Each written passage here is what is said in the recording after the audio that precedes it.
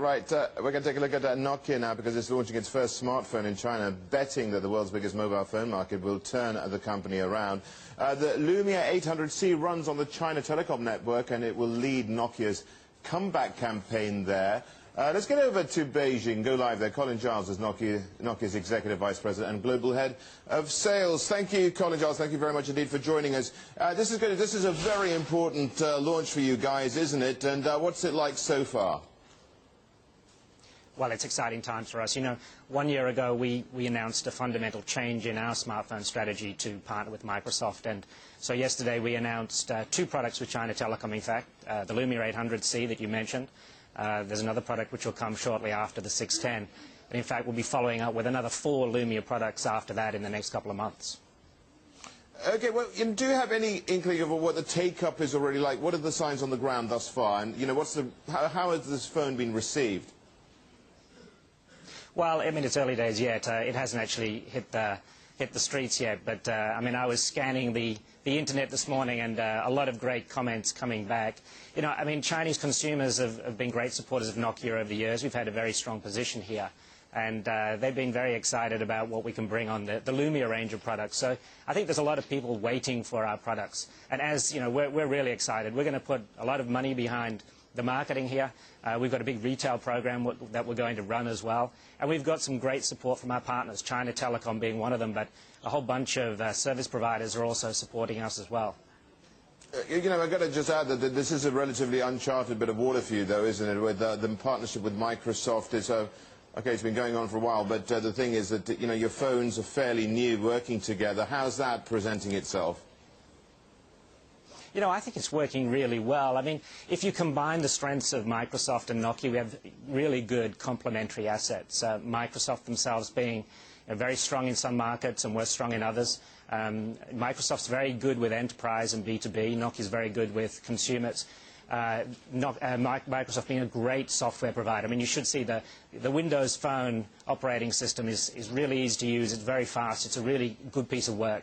And we're complementing that with some really great hardware. I mean, the polycarbonated hardware that we're bringing on the Lumia series is really beautiful. So, I think the combination works really well.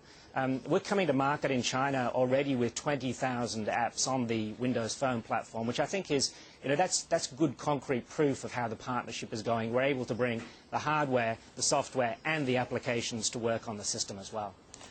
Well, the Lumia is really about you regaining market share, though, in China, isn't it? And do you have a time frame? Do you have an idea of what you want to target in terms of clawing back some of that lost ground? We take it step by step.